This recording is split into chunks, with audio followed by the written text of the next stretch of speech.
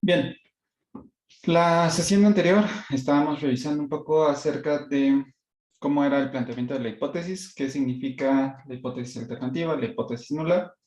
Digamos que esto es como la hipótesis nula se necesita aplicar de tal manera que podamos tener un punto de comparación cuando hagamos un experimento, cuando queramos hacer una evaluación de dos diferentes variables. Entonces, más que nada, por eso es que tenemos una, que es la alternativa, la que nosotros creemos que es real, pero la hipótesis nula nos indica que es que no tiene relación el planteamiento que nosotros estamos haciendo. Entonces, eso nos permite ejercer procesos matemáticos que, digamos, nos ayudan a identificar cuál es la variabilidad de estas dos poblaciones, cuál es la importancia de estas dos, de estos dos elementos que están participando.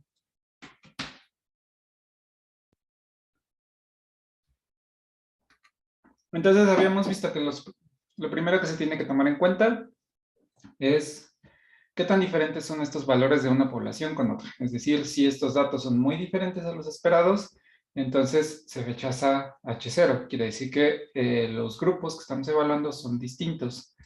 Si los datos no son muy diferentes a los esperados, se asume entonces que H0 no es rechazada. Es decir, que los datos pertenecen a una misma población, por lo tanto no hay una relación entre las variables de entrada que estamos analizando.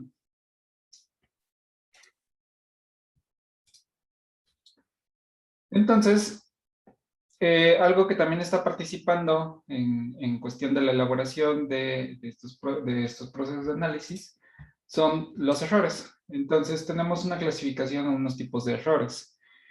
En estadística, el error de tipo 1 es una conclusión falsa positiva, mientras que un error tipo 2 es una conclusión falsa negativa. ¿Qué quiere decir? Que nosotros creemos que tenemos en el caso de un error de tipo 1, creemos que un valor sí tiene relación, pero la realidad es que no. Puede ser un valor aberrante, puede ser un valor que simplemente por cuestiones azarosas o por cuestiones que no consideramos, nos están dando un resultado que nosotros estábamos esperando. Esa es como una conclusión falsa positiva. Mientras que el error de tipo 2 es una conclusión falsa negativa. Los errores de tipo 2 nos están indicando que que no hay relación entre los valores que estamos analizando cuando realmente sí existe una participación. Entonces, nuevamente son otro tipo como de visualizar esta metodología. Ahorita vamos a ver un cuadro donde queda un poco más claro. Entonces, menciona, tomar una decisión estadística siempre implica incertidumbres, por lo que los riesgos de cometer estos errores son inevitables en la prueba de hipótesis. Es decir, nunca vamos a tener la certeza de que todos los valores que estamos obteniendo son realmente valores verídicos. Siempre tenemos esa parte de incertidumbre, variabilidad, de esa duda, si realmente lo que estamos observando tiene relación con lo que estamos analizando. Entonces, ¿cómo podemos saber si realmente lo que estamos viendo es un valor verídico o es un valor que está relacionado con un tipo de error?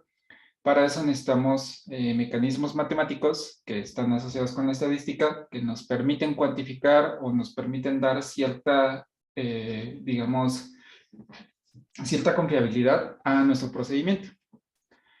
Para el tipo 1, la probabilidad de cometer un error de tipo 1, el nivel de significancia es alfa, mientras que la probabilidad de cometer un error de tipo 2 es beta. Quiere decir que son parámetros que se tienen considerados para cuantificar, que nos están indicando cómo podemos observar alfa, cómo podemos observar beta y cuál es la probabilidad de que en nuestros datos tengamos un error de tipo 1 o un error de tipo 2. También se menciona, estos riesgos se pueden minimizar mediante una planificación cuidadosa en el diseño de su estudio.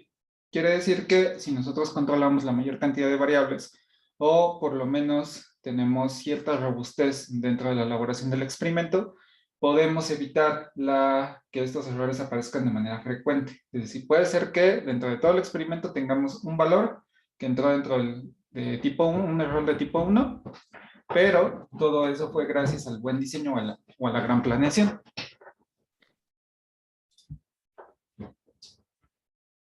Entonces, para determinar la potencia estadística, es decir, la robustez de nuestro ensayo, necesitamos hacer, digamos, puede plantear de la siguiente manera.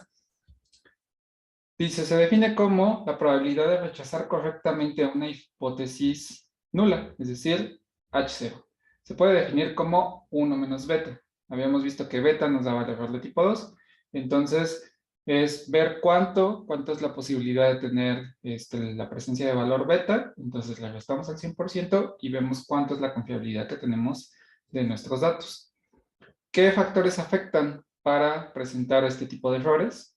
La medida entre la diferencia entre las medias, el nivel de significancia, es decir, cómo lo vamos a estar integrando al principio, el tamaño de la muestra, la varianza y el método estadístico utilizado.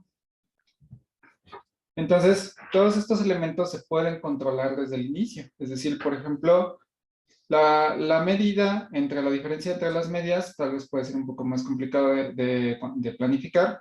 Sin embargo, el nivel de significancia lo podemos hacer antes de ejercer el análisis estadístico.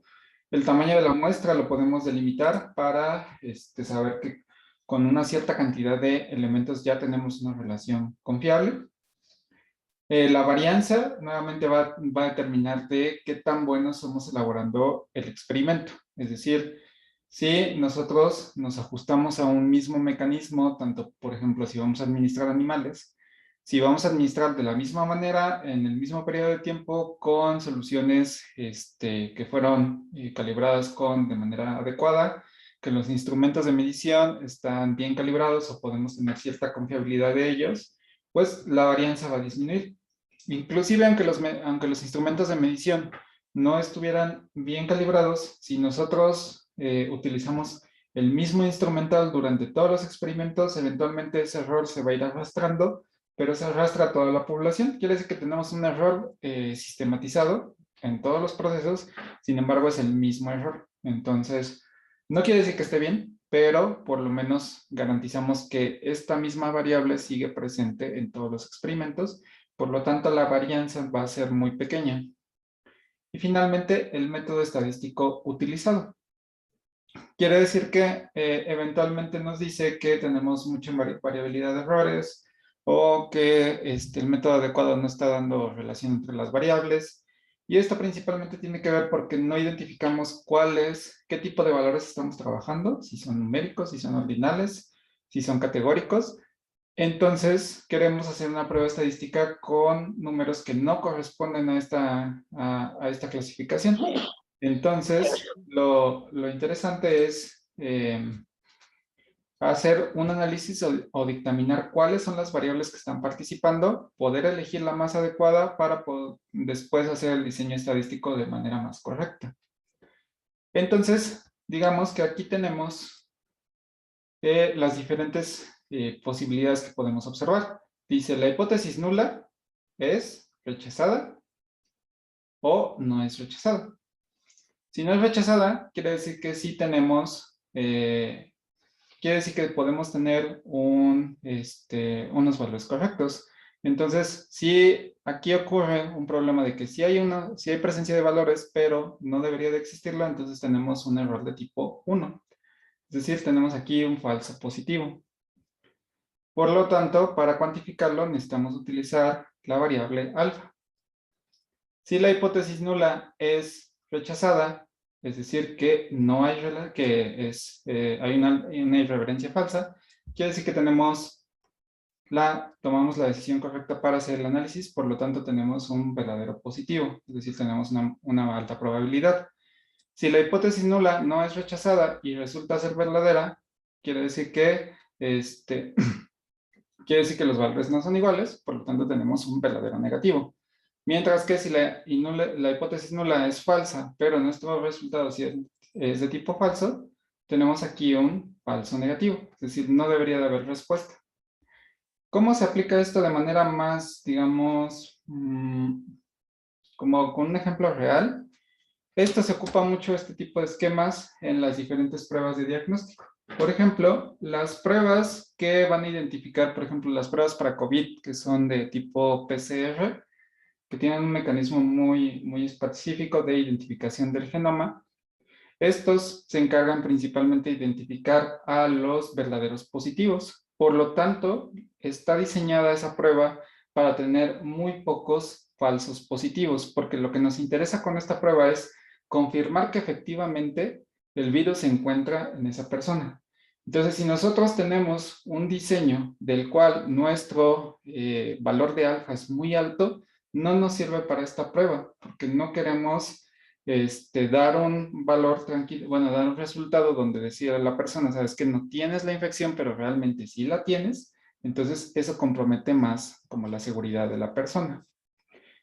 Por otro lado, las pruebas que son pruebas rápidas, las pruebas de antígenos, de anticuerpos o las pruebas colorimétricas, ellas están más enfocadas en identificar a los verdaderos negativos. Es decir, no nos interesan tanto, más bien nos interesa no tener falsos negativos. Nos interesa saber exactamente que si una persona no tiene la enfermedad, nos pueda dar esa prueba. Entonces, en estas pruebas rápidas es muy probable que salga un falso positivo, porque nuevamente aquí lo que le están dando más robustez es al valor beta, que no existan estos falsos negativos. ¿Y por qué se hace este diseño? Porque las pruebas rápidas son pruebas de screening general, es decir, se hacen a muchas personas al mismo tiempo, es decir, pasa una persona, ven que es una prueba de 5 minutos, entonces en un lapso de 1 hora ya pasaron aproximadamente 20 personas, ¿no? Mientras que una prueba COVID de PCR tarda aproximadamente unas 4 o 5 horas. Entonces, en un día vas a tener como, bueno, si los metes de un método sistematizado, tienes un número de procesamientos de muestras por cada 3 horas. Entonces, digamos que la cantidad de personas que puedes monitorear con una prueba tan rígida, pues es muy poca. Entonces, ¿qué es lo que normalmente hacen los sistemas de salud? Utilizar pruebas que se enfocan más en identificar a los falsos negativos.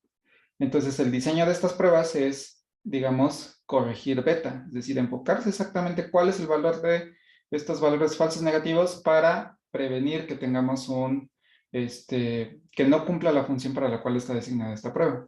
Entonces, difícilmente vamos a poder controlar tanto los valores de alfa como beta. Pero, nuevamente, aquí tenemos que identificar cuál va a ser nuestra robustez de la prueba. Entonces, normalmente se revisa de esta forma. Es decir, la probabilidad, tenemos aquí nuestra hipótesis 0.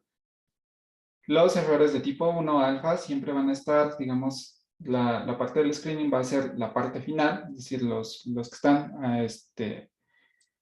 los que difícilmente tienen las características necesarias como para generar un falso positivo, es decir, ya están por el excedente.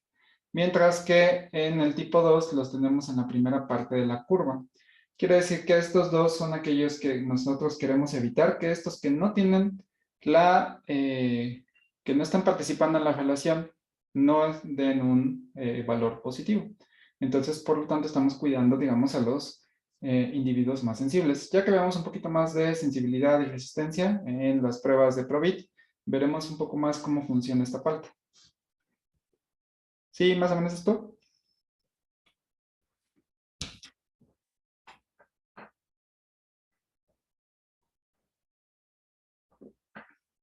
Okay. Entonces, profe, el error que siempre vamos a tratar de evitar será el de tipo 2, el beta. Dependiendo de cuál sea tu diseño experimental. Por ejemplo, si quieres identificar la relación entre un tratamiento, principalmente puedes utilizar alfa para ver si existe relación, para evitar estos falsos positivos que te estén incrementando. Pero si lo que quieres es hacer una prueba como un poco más general, que tengas certeza de que no te está dando los valores, si cuantificas beta. Entonces, normalmente beta siempre se le da un poquito más de validez para garantizar primero que tu experimento esté corriendo de forma adecuada, porque esto te está evitando que los resultados que tú estás viendo estén dando un valor positivo cuando no debería. También las pruebas de embarazo, lo de falso positivo, sí, Jimena. No, solo que aquí las pruebas de embarazo es un caso muy particular que no entra en esto de no entra tan directo en este tipo de análisis, porque para las pruebas de embarazo lo que se hace es cuantificar la hormona coriónica. La hormona coriónica solamente se puede expresar, número 1, cuando hay presencia de cáncer, y número 2, cuando hay presencia de un embarazo. Entonces, esta hormona normalmente tiene valores muy constantes. Entonces, difícilmente se va a disparar más que tengamos estas dos condiciones. Es un caso muy particular de las pruebas de embarazo por el mecanismo como se está evaluando. Pero, por ejemplo, las pruebas que sí tienen esta relevancia son, por ejemplo, las pruebas de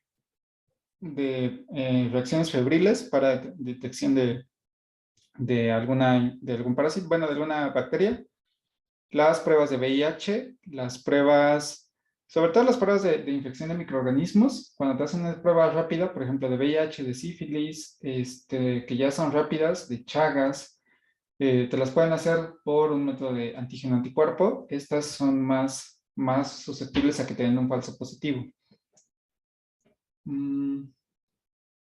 Había leído que las pruebas de embarazo podrían detectar cáncer en hombres. ¿Es cierto? Sí, como les decía, la hormona coriónica se produce normalmente en el desarrollo, cuando tenemos una alteración en la adenohipófisis. Entonces, la adenohipófisis, quien es la que está regulando todo este proceso de liberación de hormonas, se controla en el organismo normalmente estos niveles de hormona bastante bien. Entonces, cuando surgen eventos totalmente, digamos, bien marcados o bien definidos, como es un caso de embarazo, ahí tenemos una producción excesiva de hormonas para nuevamente favorecer la implantación del embrión, el desarrollo del feto, hasta finalmente todos los cambios morfológicos que llevan en la madre para el buen sustento del producto. ¿Qué otra cosa puede generar esto? Pues alteraciones directamente en la liberación de esta hormona, pues a través de cáncer. Entonces, sí, se puede utilizar en cáncer. Es una prueba rápida que se puede hacer fácilmente y además de que se puede detectar en orina, por lo cual se puede administrar ya sea sangre o en orina porque se excreta por esta vía. Entonces es fácilmente detectable en estas cantidades.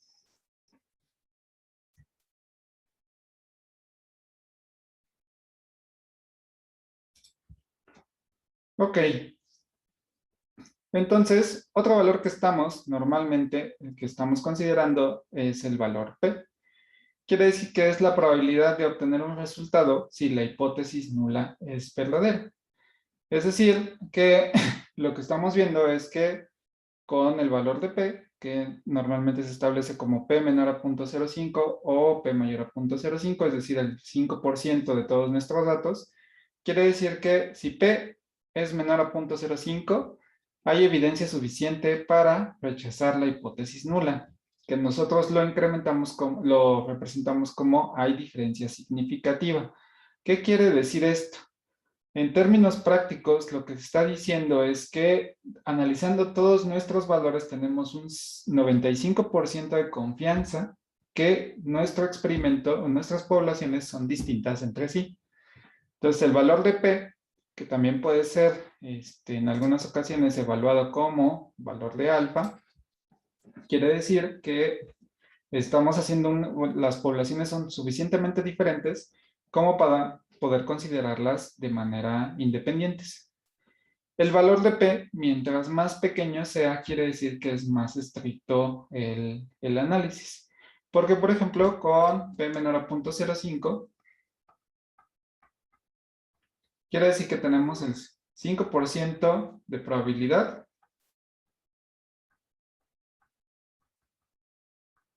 de que no tenemos un error tipo 1.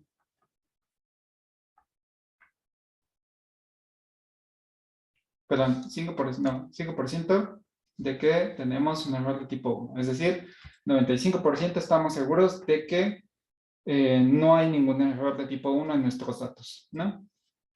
Si nosotros disminuimos el valor de P y lo ponemos como P menor a 0.01, quiere decir que tenemos un 99% de confianza y solo un 1% de probabilidad de que tengamos un error de tipo 1. Por lo tanto, aquí estamos haciendo una P de 0.01.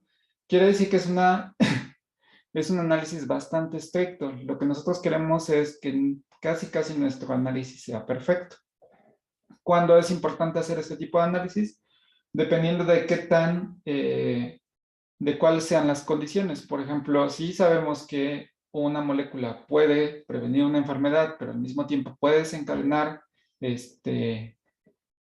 alguna otra patología como cáncer, lo que nosotros queremos es garantizar esta seguridad de que los datos que estamos viendo, de que la dosificación que estamos haciendo sea la adecuada para evitar los efectos secundarios. Entonces sí queremos ahí todavía ser más estrictos con el análisis estadístico y saber que exactamente siempre que administramos cierta dosis vamos a obtener ese efecto y no el efecto que nosotros no estamos deseando. Entonces, aquí es cuando se elige normalmente qué tan exigente quieres que sea tu prueba. Si tienes mucha variabilidad, por ejemplo, en las encuestas que se hacen para opiniones, para identificar, no sé, cuando les hacen alguna encuesta por parte del INE o por parte de la delegación de cómo están los servicios del agua, cómo está, por quién vas a votar o todo ese tipo de encuestas, aquí es posible que haya mucha variabilidad entre las respuestas, porque normalmente no sabes si la persona está mintiendo, no sabes si la persona está diciendo la verdad, no sabes si existe una relación entre, por ejemplo, muchas veces quieren hacer un análisis de decir, todos los estudiantes universitarios van a votar por tal partido y todas las personas trabajadoras van a votar por tal partido. Realmente aquí existe mucha variabilidad. No todos los estudiantes piensan igual y no todos los trabajadores piensan igual. Entonces, si tú haces un análisis con una P de 0.001, realmente no tiene tanta relevancia porque de entrada, tu análisis de datos, aunque son masivos, eh, existe mucha variabilidad de que no estés controlando todo el sistema. Caso contrario, por ejemplo, si tú tienes un análisis en un laboratorio, tú puedes controlar todas las variables necesarias para garantizar que tus resultados siempre te den de la misma forma y así tener mayor confiabilidad con tus resultados. Entonces, eso es lo único que nos dice el valor de P. ¿Qué tan exigente vamos a hacer con nuestra prueba para identificar que realmente nuestras hipótesis están bien planteadas? De igual forma, P mayor a 0.05 quiere decir que no hay evidencia suficiente para rechazar hipótesis nula. Quiere decir que no hay diferencia estadísticamente significativa, lo que se concluye con que no hay relación entre las variables, los resultados de las poblaciones son iguales. Entonces no hay una diferencia, no hay un efecto que está siendo ocasionado por el tratamiento que estamos observando. Entonces, ya que más o menos vemos cómo podemos hacer el análisis, cómo podemos estar haciendo, garantizando la robustez de nuestros experimentos, ¿cómo vamos a diseñar estos experimentos? ¿Cómo vamos a plantearlos? ¿Cómo va a ser el desarrollo de estas estrategias? En farmacología tenemos diferentes diseños experimentales. ¿Qué va a ser la manera de representarlo? Primeramente va a ser por bloques, diseño cruzado o cuadrado latino y diseño factorial. Normalmente, o para el alcance de este curso, vamos a ver casi siempre un diseño de bloques. Los diseños cruzados y los diseños factoriales es cuando metemos mucho más variables. Es decir, cuando ya no solo estamos observando un efecto para una respuesta, que es lo que tenemos aquí, si recuerdan este esquema. Aquí. Tenemos un solo tratamiento, vemos que podemos controlar y solamente estamos viendo un solo efecto. En los análisis, por ejemplo, de cuadro latino y los diseños factoriales, lo que estamos haciendo es incrementar las variables de entrada para ver si el tratamiento A, la condición B y la condición C tienen efecto en alguna salida. Normalmente no tenemos aquí este tipo de análisis porque casi siempre lo que queremos hacer es como minimizarlo y no tener tanta variabilidad. Por ejemplo, si retomando el ejemplo de las encuestas, este tipo de análisis se hace con ellos, por ejemplo, porque ya pueden determinar, por ejemplo, otras variables como la edad, el sexo y la profesión. ¿Y cuál va a ser el efecto? ¿Por quién van a votar?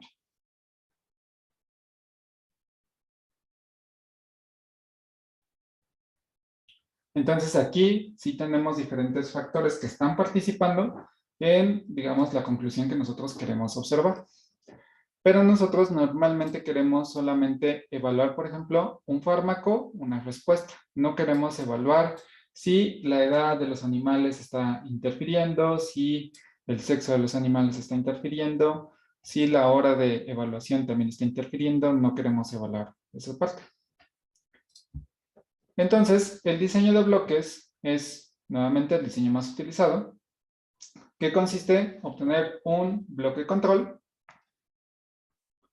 y un bloque problema. En ocasiones, bueno, se recomienda, además de esto, colocar un control positivo o un bloque testigo. Es decir, algún elemento que nosotros ya sabemos que está dando respuesta de manera adecuada. Es decir, tenemos aquí el control, tratamiento y metemos nuestro testigo o control positivo. ¿Por qué es importante esto? Normalmente es importante colocar un control positivo porque así nosotros podemos saber si el diseño experimental o si las condiciones experimentales están bien hechas. Porque así ya tenemos un valor de referencia. Si, por ejemplo, estamos probando un fármaco antidepresivo,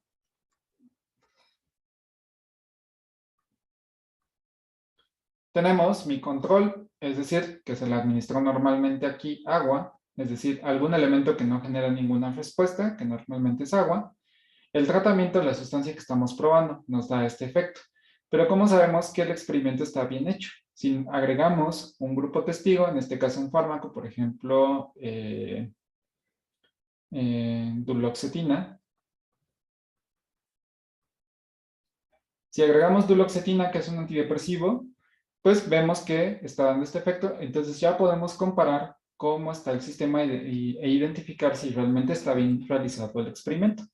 Si vemos que duloxetina no tiene efecto, o es decir, después del análisis estadístico nos da unos valores similares al control, quiere decir que tenemos ahí un problema, que el diseño no está bien hecho, o el tratamiento no es adecuado, o el tiempo de experimentación no es el correcto, o con el modelo que estamos utilizando para generar la depresión en los animales no es el correcto para este tipo de cepas. Entonces, siempre por eso es bueno tener un control positivo.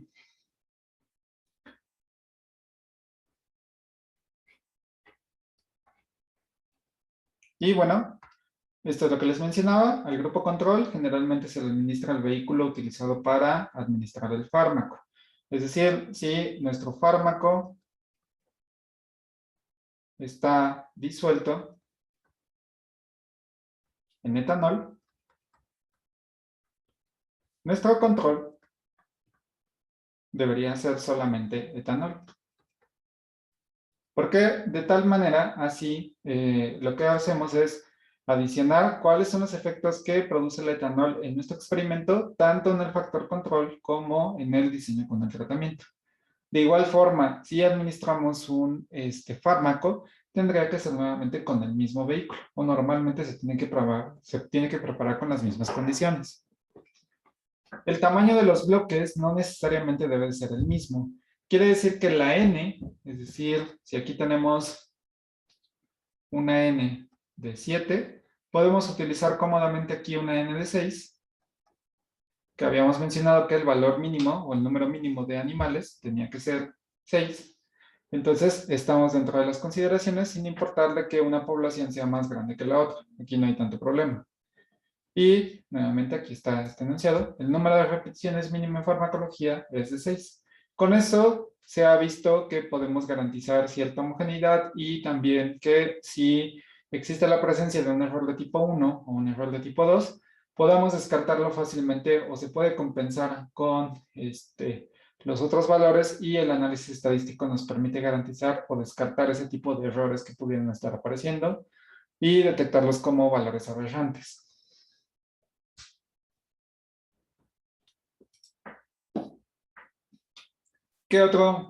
¿Cómo podemos hacer este diseño experimental? Podemos utilizarlo colocando un control y los diferentes tratamientos, incluyendo aquí el control positivo, o podemos tener simplemente diferentes tratamientos y solamente ver cuál es el que nos conviene más. El diseño experimental nuevamente va a depender de cómo sea el modelo. Puede ser que, por ejemplo, dices, bueno, es que yo no quiero un control de solución salina porque no tengo tanta relevancia, entonces mejor aquí coloco mi fármaco de referencia y lo comparo con mis otros tratamientos. O simplemente quiero ver cuál de los diferentes tratamientos es el mejor.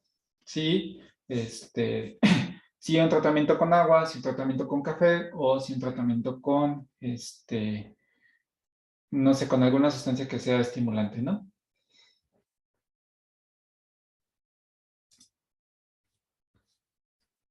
Ah, nuevamente aquí, la función del testigo tiene la función de asegurar que el experimento se realizó correctamente y es un fármaco cuya actividad se conoce. Si no se aplica el testigo, la evaluación solo se realiza con el problema y no se encuentra efecto, no se puede tener la certeza de que efectivamente no haya efecto, lo que les estaba mencionando. Es decir, si los valores son similares, no sabemos realmente si tenemos cierta confiabilidad. Entonces, casi siempre es obligatorio si quieren hacer, por ejemplo, ya más adelante cuando vayan a hacer sus experimentos de tesis, sin importar el área donde estén, siempre es recomendable colocar un grupo testigo que les permite identificar que realmente el experimento está bien hecho.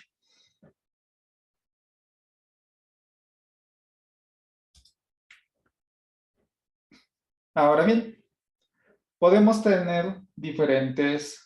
hacer análisis estadísticos dependiendo del número de grupos que nosotros tengamos o de poblaciones. Si tenemos solamente una muestra, primeramente hay que determinar cuáles son los tipos de datos que estamos teniendo, si son datos nominales, datos ordinales o datos numéricos. Entonces, para hacer la prueba de datos nominales, se utiliza la prueba estadística que se denomina prueba de una sola proporción. Si son datos de tipo ordinales, se utiliza la prueba de Wilcox. Y si son datos numéricos, se utiliza una prueba T para una muestra. Aquí en este curso no vamos a estar revisando los procesos matemáticos de cómo calcular las proporciones, el ensayo de Wilcoxon o el cálculo de la T. Realmente aquí el objetivo de este curso es que tengan una idea de si ven cuál es el número de variables que tienen, el número de grupos que tienen y cuál es el tipo de datos que está teniendo este grupo, ustedes puedan identificar exactamente qué análisis necesitan. Entonces, estos esquemas, véanlo más que nada como un sistema de referencia para saber exactamente cómo tienen que hacer el procedimiento. La mayoría de, ya sea los programas estadísticos, inclusive del Excel, ya cuentan con las fórmulas que nada más necesitan que ustedes le ingresen los valores de entrada y les dan los valores de salida. Les voy a pasar el programa de Prisma para que lo tengan y hacer algunos ejemplos directamente ahí con este programa para que tengan una noción un poco más clara de cómo funcionan, cómo poder hacer los análisis e inclusive que en algunos casos como el Prisma les puede dar la información de que no están colocando los datos de forma correcta o los resultados que dicen es que no hay relación entre estas dos poblaciones. Entonces, esa es una prueba bueno, es un ejemplo de cómo podemos hacer este tipo de análisis. Entonces, digamos que un poco el resumen de esta parte es, si tenemos datos numéricos, ya sea de tipo razón o proporción absoluta, se hace la prueba T y se hace para identificar cuál es H0, quiere decir que las medias de nuestra muestra es igual a la media de referencia. Por lo tanto, el estadígrafo utilizado aquí es la T de student. ¿Qué es lo que quiere decir? Que la condición de criterio de rechazo es que la T es mayor que la T crítica. La T crítica también es conocida como la T estándar, T de tablas, como quieran verlo, es como un valor de referencia. Quiere decir que ustedes tienen un valor de referencia, normalmente en las análisis de una sola muestra, tienen un valor de referencia y simplemente lo que están haciendo es comparar si su media es idéntica al valor de referencia o es mayor o menor o es distinta a estos valores de referencia. Para los tipos ordinales se utiliza la prueba de Wilcoxon y aquí lo que vamos a evaluar no son medias, son medianas. Entonces vamos a identificar que la mediana sea igual a lambda, que nuevamente es un valor de referencia. El estadígrafo utilizado aquí va a ser Z que es la proporción, y el criterio de rechazo es que U sea menor a la U crítica. Aquí normalmente el valor de Z se hace referencia a la parte de la distribución normal, es decir, que las muestras tengan una distribución normal. Ahorita vamos a esa parte. Y en el caso de los nominales tenemos la prueba de una sola proporción. Aquí estamos viendo proporciones, entonces proporción 1 es igual a la proporción de referencia. El estadígrafo utilizado es la xi cuadrada. Y nuevamente, para identificar el criterio de rechazo es que xi cuadrada sea mayor que xi cuadrada crítica, es decir, la xi cuadrada de referencia. Y nuevamente también se puede expresar como p menor a 0.05.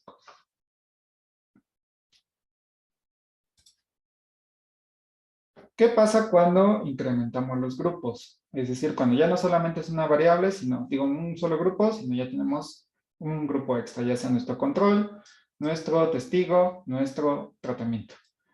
Primeramente hay que identificar si son datos de tipo pareados o datos de tipo no pareados. Ahorita vamos a revisar este concepto. Después de esto, identificar si pertenecen a valores de tipo nominales, ordinales, numéricos, y en ambas condiciones. Y para cada uno de ellos tenemos una prueba distinta. Si son datos pareados nominales, se utiliza la prueba de Van Nemar. Si son datos pareados ordinales, se utiliza la prueba de Wilcoxon. Si se utiliza para valores numéricos, pues es la t-pareada, que es la que normalmente ya estamos más acostumbrados a utilizar. Si son datos no pareados, se utiliza, si son de tipo nominales, se utiliza la xi cuadrada. Si son ordinales, se utiliza la prueba de Mann-Whitney. Y si son numéricos, la prueba T para valores no pareados. Para identificar si nuestros valores son de tipo numéricos o son de tipo ordinales, tenemos que hacer primeramente una prueba T y también para identificar si nuestros valores son pareados o no pareados. Entonces, primeramente debemos de identificar si los datos cumplen con una distribución normal. ¿Qué quiere decir la distribución normal? Quiere decir que estos valores, déjenme ver si tengo aquí una imagen.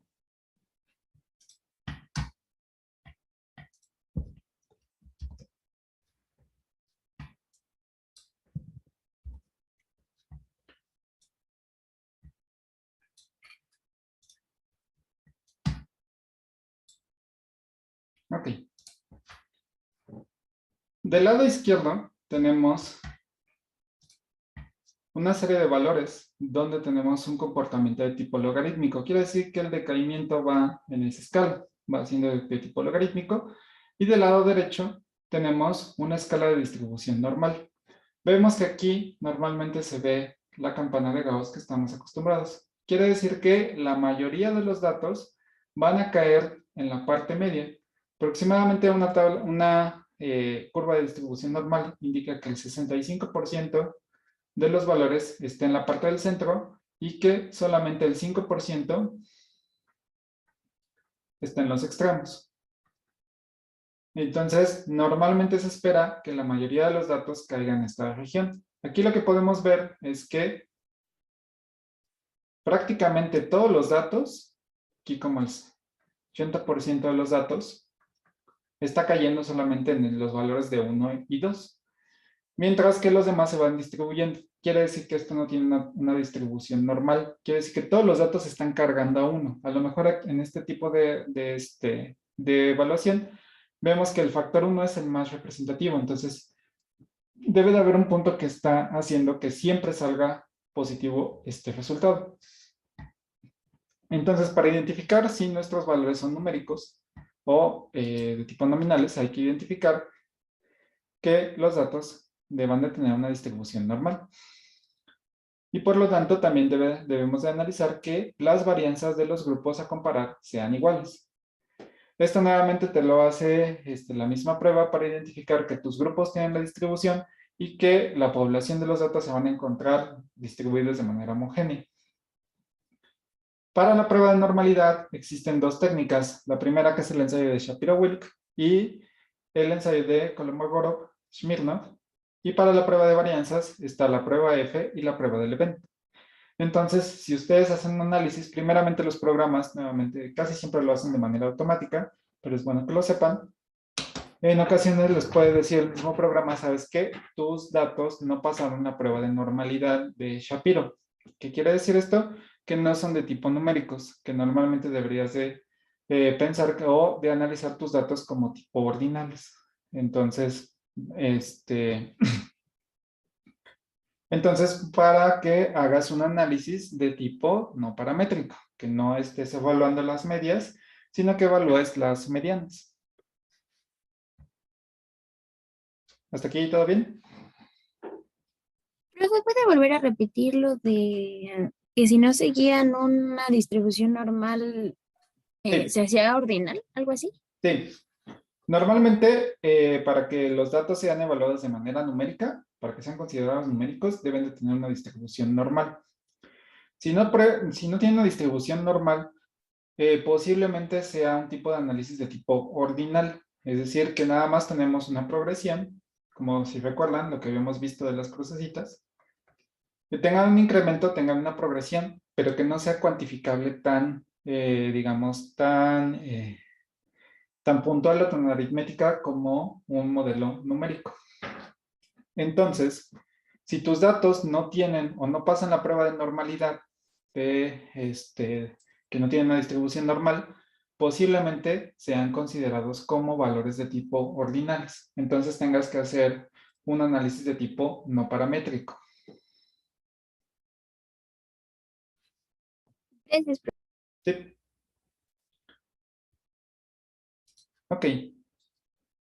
Entonces, también para mencionar qué es un valor de tipo pareado y un valor de tipo no pareado. Los valores pareados viene de que son en pares.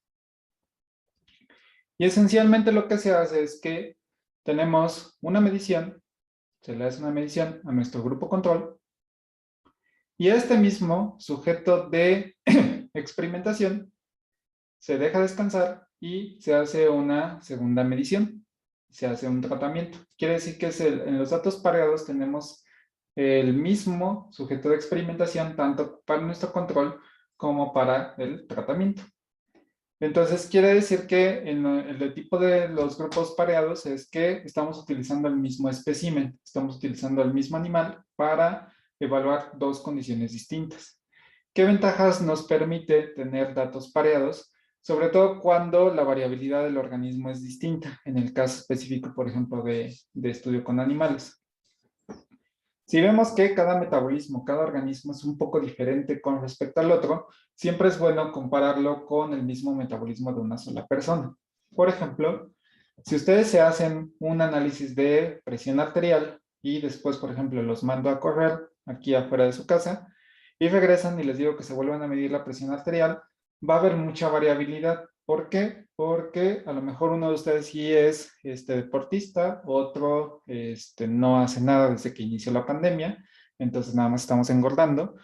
Entonces, si nos ponemos a correr, pues vamos a quedar todos exhaustos. Entonces, ahí las condiciones del organismo es distinta. Si hacemos una evaluación de tipo pareada, es decir, primero me mido la presión arterial yo, después veo, después de correr, cuánto incrementa esta presión arterial, pues voy a determinar que es un valor distinto a una persona que está ya entrenada. Pero si yo además de eso tomo un tratamiento para disminuir la presión arterial y se lo doy también a un deportista, al hacer la comparación podemos ver que la proporción del efecto va a ser similar, porque aquí estamos considerando que el organismo tiene la respuesta ya acostumbrada, pero lo que estamos viendo nada más es el efecto del fármaco. Entonces, por eso es importante a veces como hacer análisis pareados. Muchas veces es difícil hacer este tipo de ensayos porque en el caso de los animales tendríamos que estar haciendo tomas de muestras constantes. Entonces luego, luego cuesta un poco de trabajo hacer este tipo de análisis. ¿Qué otra estrategia se puede utilizar? Se puede utilizar que, por ejemplo, administremos tratamientos distintos. Es decir, le damos un tratamiento a un espécimen, después de un periodo de lavado que se define como el tiempo que hace efecto un fármaco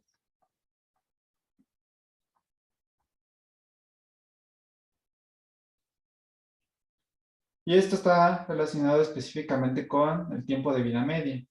Normalmente son entre 6 a 7 tiempos de vida media. Tiempo de vida medio de manera general es cuánto dura un fármaco en el organismo hasta que sea expulsado del mismo, es decir, hasta que haya sido metabolizado. Si el tiempo de vida media son 10 minutos, como por ejemplo en el caso del ácido acetil salicílico, que más o menos es como su tiempo de vida media, 10 minutos, 20 minutos, pues 6 a 7 tiempos de vidas medias es una hora.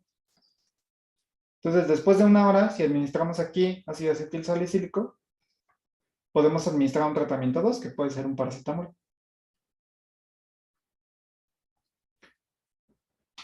Entonces, esa es otra estrategia que podemos utilizar para grupos relacionados. Esto es lo que nosotros vamos a denominar como datos de tipo pareados. Entonces, regresando a solamente esta parte del esquema, vemos que para los grupos relacionados tenemos la prueba T pareada para el análisis.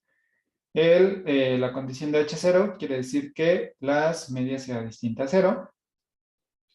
Y el estadígrafo va a ser una T de student. Entonces, nuevamente aquí tenemos que el criterio de rechazo de TH0 es que la T sea diferente a la T crítica o a la T de tablas y que el valor P sea menor a 0.05. Si la escala es de tipo ordinal, se utilizará la prueba de Wilcoxon, donde aquí vamos a evaluar la diferencia de las medianas. Vamos a hacer el estadígrafo, que es la prueba de la normalidad, y vemos que el criterio de rechazo nuevamente es la P menor a 0.05. Para el caso de valores nominales, se hace la prueba de Magnemar. Y aquí lo que estamos observando es que las proporciones son equivalentes para afirmar que tenemos una H0. El estadígrafo es la Chi cuadrada, es decir, la diferencia de las proporciones. Y el criterio de rechazo es que Chi cuadrada sea mayor que Chi cuadrada crítica o la Chi cuadrada de tablas. Y de igual forma, la manera de evaluar la potencia estadística es con la P menor a 0.05. Si queremos hacer una evaluación de tipo categórico para grupos relacionados, tenemos que construir una tabla de contingencia. La tabla de contingencia son los resultados de una variable categórica nominal. Quiere decir que aquí lo que estamos viendo es que no podemos cuantificarlo como tal, tenemos unos datos de tipo nominales, solamente se presenta o no se presenta el efecto, está vivo, está muerto, tiene efecto, no tiene efecto, abre el ojo, cierra el ojo, todo lo que hemos visto, inmune o no inmune. Entonces, ¿qué es lo que se hace? Se hace este constructo, donde tenemos primeramente cuál es la condición antes del tratamiento. Vemos que el valor puede ser que lo presente o no lo presente. Tenemos nuestro grupo control y nuestro grupo de tratamiento o las diferentes condiciones que estamos evaluando. Vemos si sí está presente, no está presente. Tenemos un valor nominal 2 que es después, es decir, después del tratamiento sigue presente o se presentó en este grupo. Entonces, para el final, para calcular todos estos elementos, simplemente se hace la cuantificación de estos elementos para poder así obtener los ensayos necesarios para la identificación de la prueba de Magnemar y identificar si las proporciones son iguales o no son iguales. Entonces es importante hacer este tipo de análisis de este tipo de grupos de contingencia. Les voy a dejar ejercicios para que vayamos practicando de cómo se irían realizando y solamente tengan en cuenta que se tiene que hacer el acomodo de los datos de esta manera.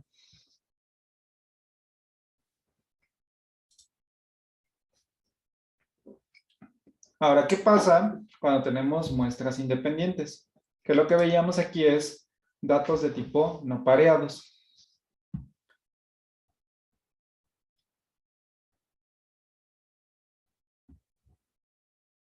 Cuando hablamos de valores de tipo no pareados, quiere decir que estamos utilizando un sujeto experimental para el control y un sujeto experimental para el tratamiento. Aquí estamos utilizando poblaciones independientes. De igual forma puede ser el mismo diseño. Podemos utilizar un grupo que sea nuestro control y un grupo que sea nuestro tratamiento, o los diferentes tratamientos en diferentes animales.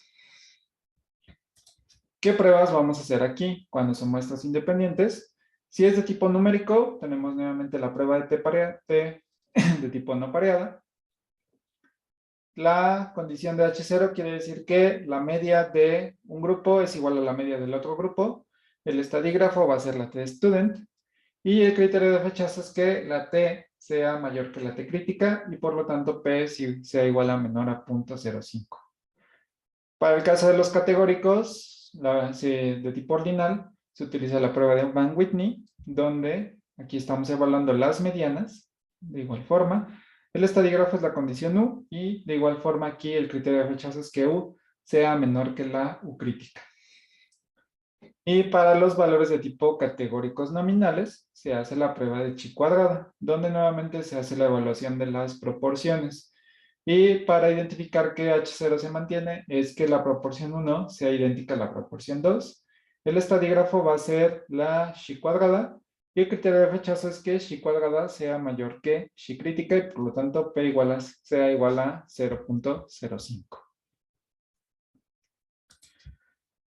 ¿Cómo se hace para el caso nuevamente de los tipos categóricos nominales? ¿Cómo se construye aquí la tabla de contingencia? Aquí ya es un poco más sencilla porque nuevamente no tenemos las diferentes condiciones, es decir, no tenemos antes del tratamiento, después del tratamiento o en los diferentes intervalos, sino simplemente vemos cómo está presente, si está ausente, y hacemos las diferentes proporciones para primeramente calcular el valor de n y después identificar si las proporciones son idénticas mediante esta prueba, ¿no? Pues nuevamente aquí ahorita parece un poco abstracto, pero ya que veamos un poco de ejercicios, veremos más o menos cómo hacer el acomodo. Aquí simplemente es solamente representar si se presenta o no se presenta el efecto y darle un valor numérico para poder hacer este tipo de análisis e identificar cómo están las proporciones.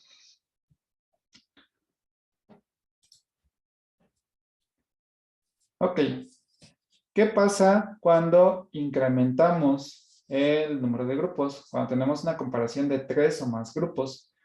Aquí no lo vamos a denominar como datos pareados, sino van a ser como medidas repetidas, que vamos a ponerle como datos pareados. Los pongo aquí entre comillas porque no es correcto mencionarlo así porque ya no es en pares. Se le conoce comúnmente como medidas repetidas. Y en este caso también tenemos datos independientes, que antes era el equivalente a datos no pareados. De igual forma se los pongo así entre comillas, porque muchas veces ya nos acostumbramos a mencionar el término pareado o no pareado, y no importa tanto que estemos hablando de 2 o 3 o más grupos, sino simplemente es como ya un mal uso de esta palabra, que es más fácil de identificar, pero que sepan que el término correcto es medidas repetidas o datos independientes. Entonces, para las medidas independientes, vamos a empezar ahora primero con ellos, tenemos que identificar qué tipo de valor tenemos, si son nominales, ordinales o numéricos. Se hace primeramente la prueba para identificar si las proporciones son diferentes, los grupos son diferentes. Entonces, para el caso de los nominales se utiliza la prueba de chi cuadrada, para los ordinales la Kruskal-Wallis y para numéricos el análisis de varianza. Después aquí viene una pregunta que dice, ¿existe diferencia significativa? Es decir, ¿los resultados son distintos entre sí? Si ellos dicen que no, ahí termina, digamos, aquí es el fin de la prueba. Pero si existe una diferencia significativa, viene aquí donde entran las pruebas post-hoc, que aquí en este caso hacemos una chi cuadrada 2×2. Para el caso de Kruskal-Wallis se utilizan las pruebas de Dunn o Mann-Whitney, Y para el análisis de varianza, que es el que normalmente estamos acostumbrados, o ANOVA, utilizamos la prueba de Tukey o Dunet. ¿Qué quiere decir esto? Bueno, aquí les presento nada más el resumen. Y esto vamos a un ejemplo un poco más práctico. Nuevamente, si tenemos datos numéricos de razón o proporción, se hace la prueba de análisis de varianza, donde identificamos que el número para H0, que las medias de los diferentes grupos son iguales. Aquí nada más les puse 3 grupos, pero pueden ser más dependiendo del número de grupos que estén considerando. El estadígrafo va a ser F. Y aquí nuevamente tenemos el criterio de rechazo, que es F mayor a F crítica, equivalente a P menor a 0.05. Para el caso de los datos categóricos ordinales, se utiliza la prueba de Kruskal-Wallis o también denominada prueba de rangos, donde nuevamente se evalúan las medianas, el estadígrafo es chi cuadrada y el criterio de rechazo es P menor a 0.05. Para el caso de categóricos de tipo nominal, se utiliza una chi cuadrada donde se evalúan las diferentes proporciones y el criterio de rechazo es que chi cuadrada sea mayor que la chi crítica o P igual a menor a 0.05. Ahora, ¿qué quiere decir esto? ¿Qué quiere decir esto de las pruebas post-hoc? ¿O de dónde viene este término? El análisis post-hoc viene del latín después de esto. Consiste en análisis estadísticos que se especificaron después de que se observaron los datos. Esto generalmente crea un problema múltiple porque cada análisis potencial es efectivamente una prueba estadística. ¿Qué quiere decir esto? Por ejemplo, tenemos una prueba contra el control. Vamos a decir que nuestros valores son de tipo numéricos. Entonces tenemos valores numéricos y primeramente como tenemos 3 grupos, se hace un análisis de varianza.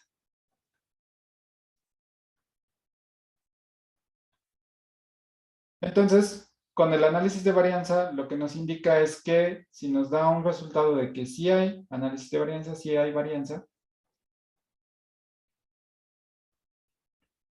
es decir, que H0 es diferente de H1, o sea que las proporciones son distintas, lo que nos está diciendo es que sí hay, que las proporciones son distintas entre sí, solamente que no nos dice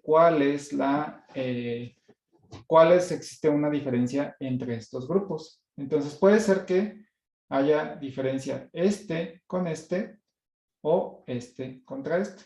Pero el análisis de varianza solamente nos dice si hay diferencia. ¿Con quién? Yo no sé.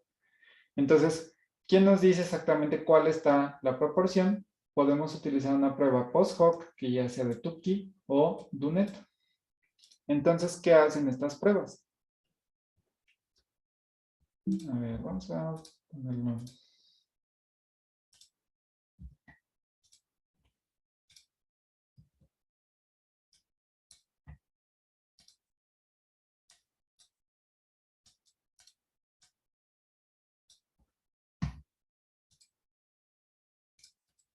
Entonces dice que el análisis de varianza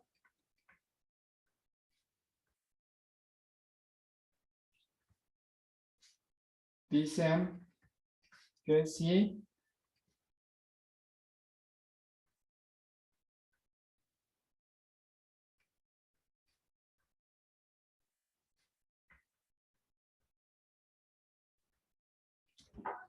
hay diferencia entre los grupos. Es decir, que sí puede ser que en algún caso tenemos control, tratamiento 1 y tratamiento 2. Puede ser que este sea diferente a este sea diferente a este, o este sea diferente a este. Pero el análisis de varianza nos indica que puede ser que solamente exista uno, o que inclusive los 3 sean diferentes entre sí. Pero digamos que la respuesta que nos da el análisis es que solo hay diferencia, pero con uno de los diferentes grupos. La prueba post-hoc nos indica exactamente con quién hay diferencia. Aquí habíamos visto que tenemos la prueba para los tipos numéricos. Tenemos 2 pruebas, la prueba de Dunet y la prueba de Tukey. Dunet lo que nos dice es que hace una comparación contra el control. En este diseño experimental, lo único que va a hacer Dunet es comparar control contra tratamiento 1 y control contra tratamiento 2. Entonces, es la única comparación que vamos a ver con Dunet. Y entonces puede decir que en este ejemplo, que diga contra tratamiento 1, sí hay diferencia.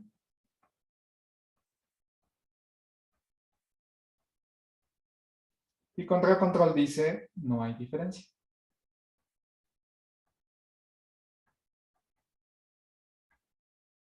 ¿Qué es lo que quiere decir de forma práctica? Que estas poblaciones de control comparada contra tratamiento 1 son poblaciones distintas.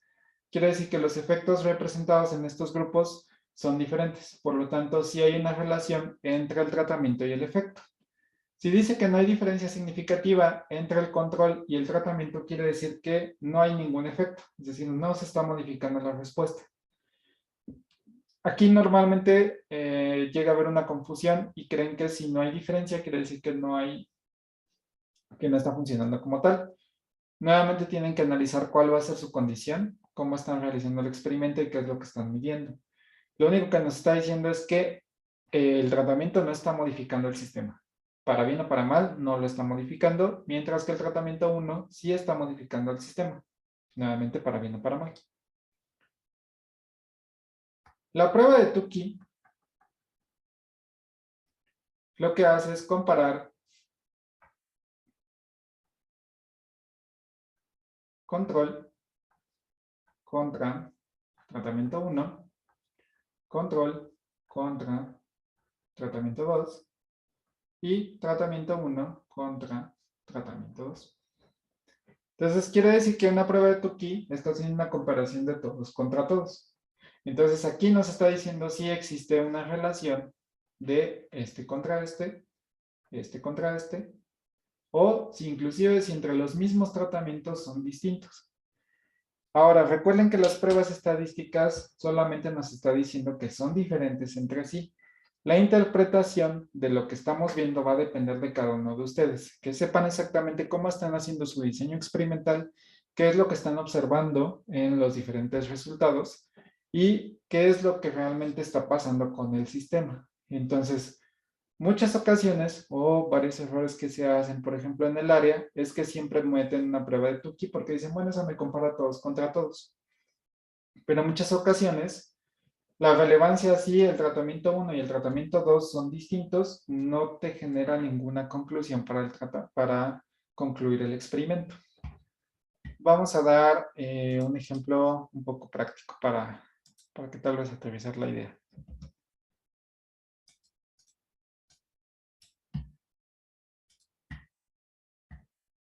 No sé si ya llevaron esta práctica, pero en el laboratorio de Forma 1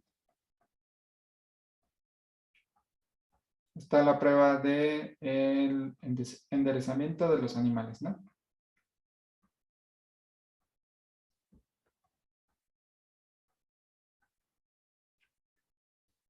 Y entonces vemos que esto está relacionado con el proceso de sedación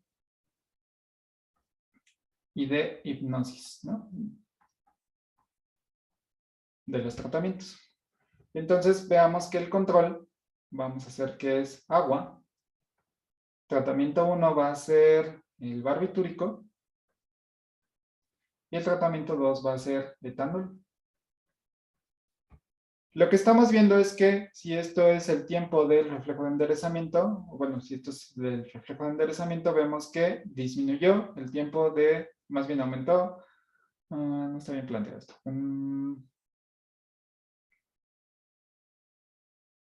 Ok, sí, podemos verlo como...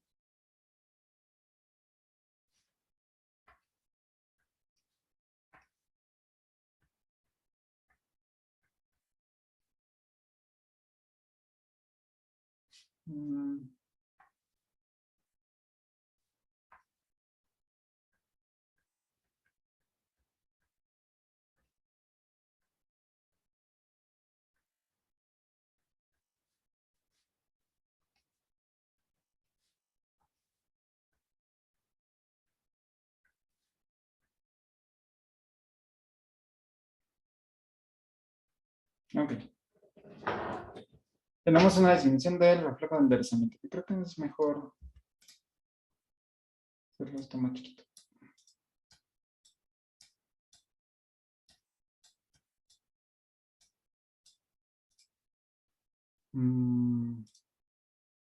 Mejor se los dibujo, porque si no, bueno, los voy a confundir porque está al revés.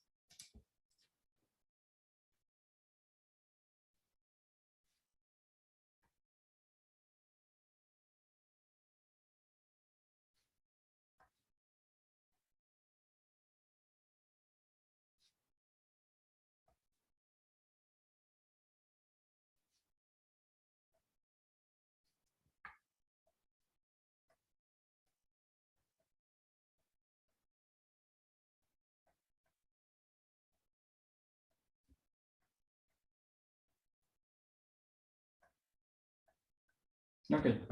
Sí, lo que pasa es que para hacer la cuantificación del tiempo de reflejo de enderezamiento, lo que normalmente se observa es que se retarda este reflejo de enderezamiento, entonces va en una progresión ascendente y el gráfico estaba presentado en una progresión descendente, entonces los iba a confundir un poco.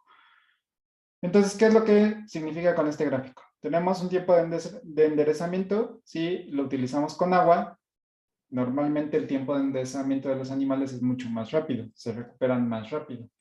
Si agregamos un barbitúrico, incrementamos el tiempo en que se va a enderezar estos animales. Quiere decir que estamos favoreciendo el tiempo de sedación. Los animales se vuelven un poco más lentos, por lo tanto les cuesta más trabajo estarse incorporándose. Y en el caso, por ejemplo, del etanol, vemos que tenemos un efecto relativamente similar al control, que en este caso es el agua. Si nosotros hacemos una prueba de DUNET,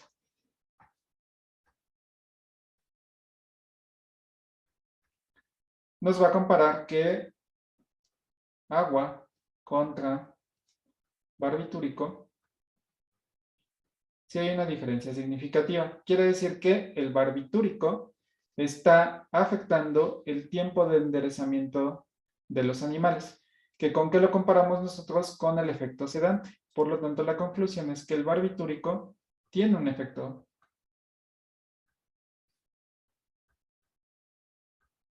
sedante. Si nuevamente comparamos ahora el agua contra el etanol, y aquí vemos que no hay diferencia significativa, lo que nos está diciendo este análisis estadístico es que las poblaciones son iguales, por lo tanto el etanol no está modificando el tiempo de enderezamiento de los animales. Por lo tanto, la conclusión es que el etanol no tiene un efecto sedante. Y ahora, muchas veces, esto es lo que les mencionaba, con la prueba de UNED para este experimento ya quedaría bien, porque nada más estamos comparando el control, que en este caso es el agua, contra un tratamiento que es el barbitúrico y el etanol. Si hiciéramos una prueba de Tukey, además de estas dos relaciones que estamos viendo, es decir, la comparación con los barbitúricos y con el etanol, se haría una tercera comparación, que es barbitúrico contra etanol. Y aquí nuevamente les dice el programa que sí hay diferencia significativa. Y aquí es donde viene un poco lo más difícil, porque realmente, ok, nos está dando este valor, nos está dando esta referencia, pero ¿qué relevancia tiene para el diseño experimental?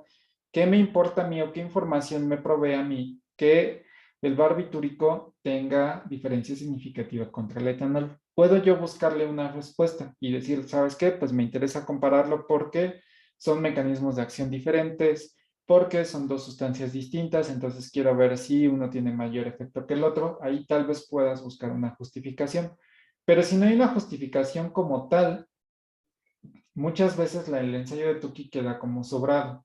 Entonces, no está mal hacer un Tukey cuando quieras evaluar todo, sino simplemente que sepan que los resultados que vienen, ustedes tengan la capacidad de interpretarlos, que no solamente se vayan por las fórmulas de saber si hay o no hay diferencia significativa, que todos estos elementos que están en las diferentes tablas los analicen ustedes para poderles dar una interpretación no tanto se queden con el valor numérico. Esto aquí no nos interesa tanto el valor numérico. Nos interesa saber que ustedes puedan interpretar estos resultados y que puedan profundizar exactamente qué es lo que están observando. Entonces, para eso es como todo este diseño experimental y son los elementos de las pruebas pareadas. No sé si aquí más o menos quedó un poco claro o todavía hay un poco de dudas.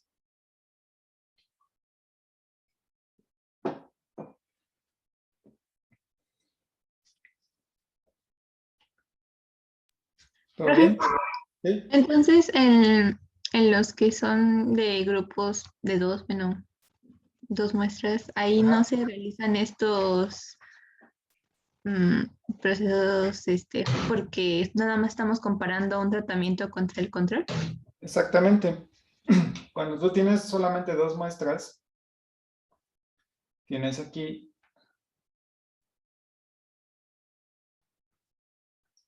tienes tu control y tienes tu tratamiento. Lo único que haces si son para valores numéricos es una t-student. Y esta t-student lo único que te dice es si las poblaciones son distintas. Entonces, si te dice que son distintas, pues obviamente como solo tienes dos grupos, sabes que la población 1 es distinta de la población 2. Por eso aquí ya no se necesita una prueba post-hoc, porque la misma t-student está diciendo que sí hay diferencia significativa. Lo único que hacen las pruebas post-hoc es como direccionarte y decirte, ¿sabes qué? Si hay diferencia significativa de esta población con esta población. Ok, ok, gracias. ¿Sí? ¿Alguien más? ¿Otra pregunta? Y una prueba Tukey también se podría realizar en caso de que no haya un control en nuestro experimento. Sí, exactamente. O sea, tú puedes utilizar la prueba Tukey. Las pruebas estadísticas, la única condición para que se puedan realizar es que tengas 3 o más grupos. Por eso aquí está el diseño. Puedes utilizarla contra un control o puedes utilizarla contra cuando no tengas un tratamiento. Aquí muchas veces también pasa que tienen un esquema de esta naturaleza y hacen una prueba de UNET. Entonces, la prueba de UNET te dice que forzosamente tienes que tener un control. Entonces, automáticamente a uno de estos tratamientos tienes que asignarle la condición de control. Puede ser lo más correcto, depende de tus condiciones, pero en ocasiones no es correcto hacer una DUNET si tienes un esquema de esta naturaleza. Aquí lo conveniente es comparar una Tukey, porque no estás haciendo un punto de referencia, sino simplemente estás comparando esta contra esta y esta contra esta. Ok, gracias. ¿Sí? Cuando hablamos de una muestra de grupo, es una muestra contra un valor de referencia. Cuando hablamos de una sola muestra, sí. O sea, por ejemplo, cuando hablamos, por ejemplo, de los valores críticos, quiere decir que se hace una comparación contra un valor estándar. Cuando hacemos comparaciones entre dos o más grupos, lo que estamos haciendo es comparándolos con las características matemáticas de la población, que es decir, la varianza, la mediana o la proporción de cada una de las muestras. No sé si más o menos ahí, Scarlett, o quedó igual.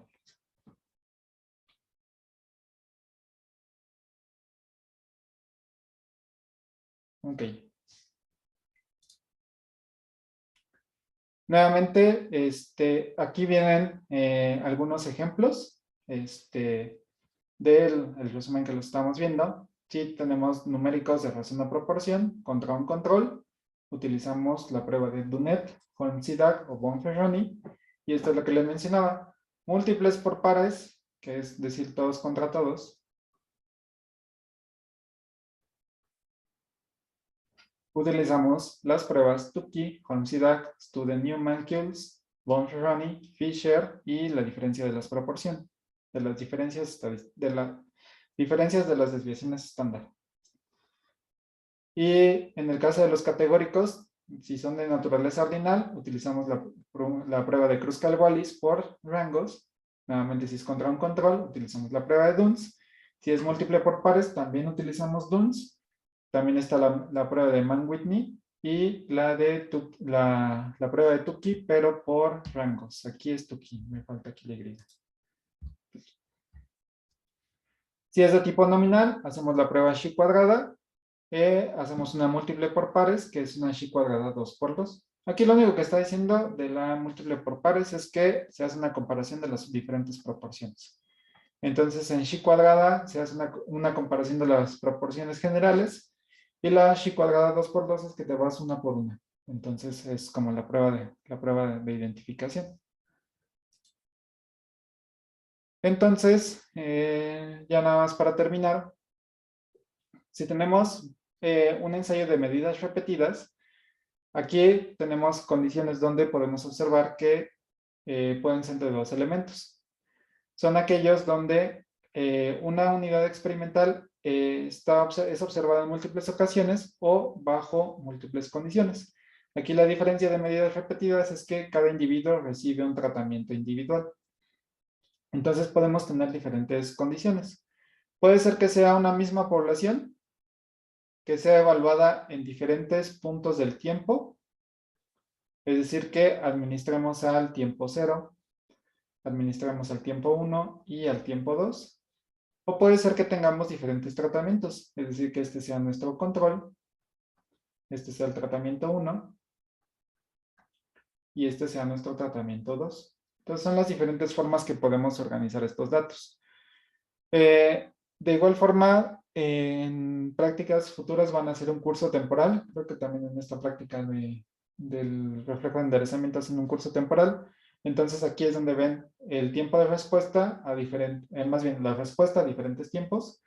Y también pueden hacer un ensayo donde tengamos los elementos con diferentes tratamientos.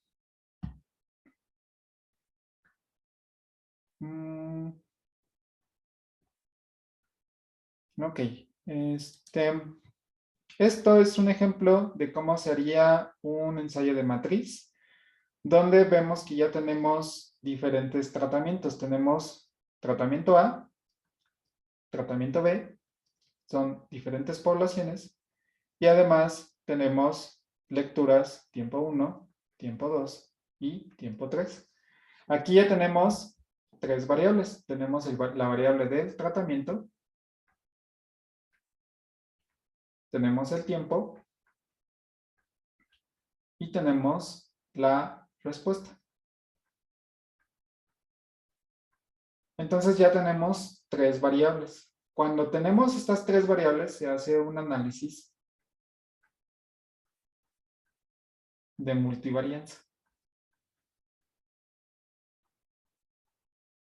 No lo vamos a ver en este curso, pero es bueno que lo sepan, que cuando tienen una condición de esto, donde ya están metiendo un extra, que normalmente en este caso es el tiempo, como estamos haciendo medidas repetidas, ya necesitamos hacer un análisis de multivarianza, que normalmente se ve como un análisis de dos vías. Es decir, una ANOVA de dos vías. Aquí ya estamos comparando muchas variables, por lo tanto se genera un poco más complicado el tipo de análisis.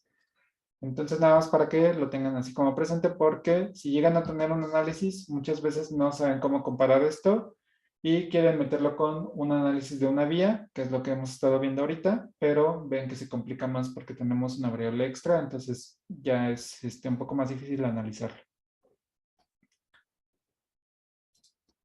Y finalmente, para identificar, digamos, la robustez de nuestro experimento, tenemos que hacer una prueba de esfericidad. El nombre de esfericidad llega a ser confuso porque se intenta intuir que tiene que ver como algo esférico. O sea, estamos pensando como en esferas, en estas cosas redondas. En estadística se refiere principalmente como en términos de matrices, es decir, cómo se está comportando la población de matrices. Aquí tenemos unos valores numéricos de diferentes tratamientos. Tenemos el control, tenemos los tratamientos y nuestros diferentes resultados. Tenemos aquí que se hicieron 5 ensayos, ¿no? Entonces tenemos una N de 5 con 3 tratamientos y un control.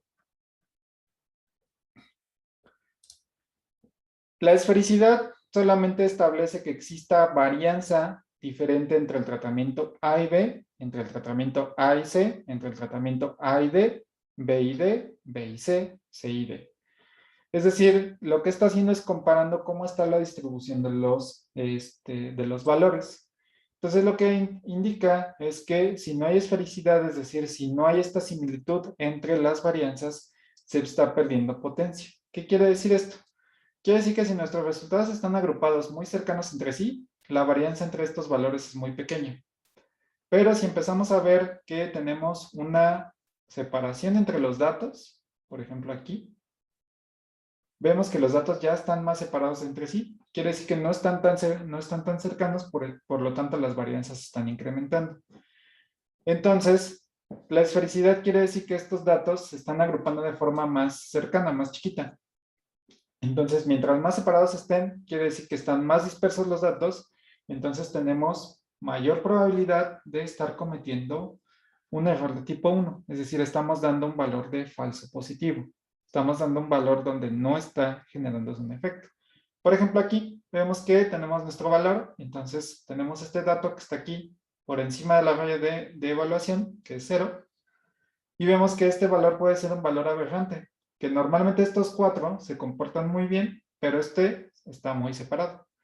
Entonces, esto es lo que nos indica la prueba de esfericidad, cómo podemos corroborar de que sí realmente tengamos cierta robustez en nuestro experimento y podamos descartar estos datos aleatorios.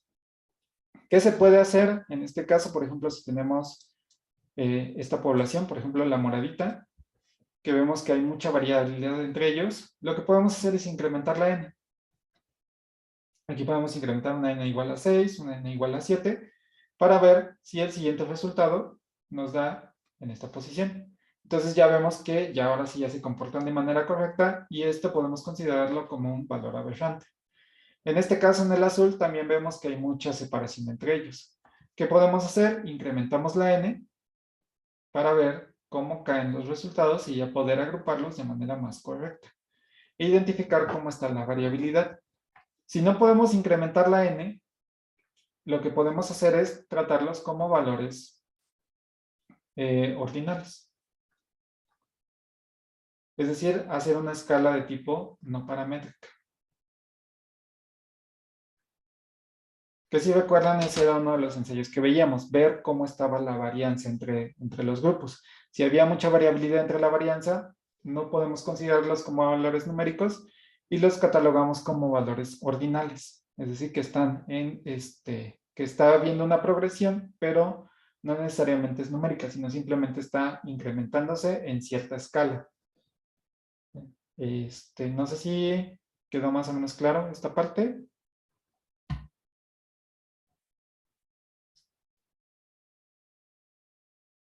Sí. Ok, entonces ya se nos terminó el tiempo, entonces vamos a dejar hasta aquí la sesión y me parece que tenemos puente, ¿no? Entonces nos veríamos hasta el próximo lunes. Vale, profesor. Gracias, Muchas profesor. Hasta luego. Hasta luego, descansen. Gracias, profesor. Hasta luego. Gracias, profe. Hasta luego. Felices fiestas. Gracias.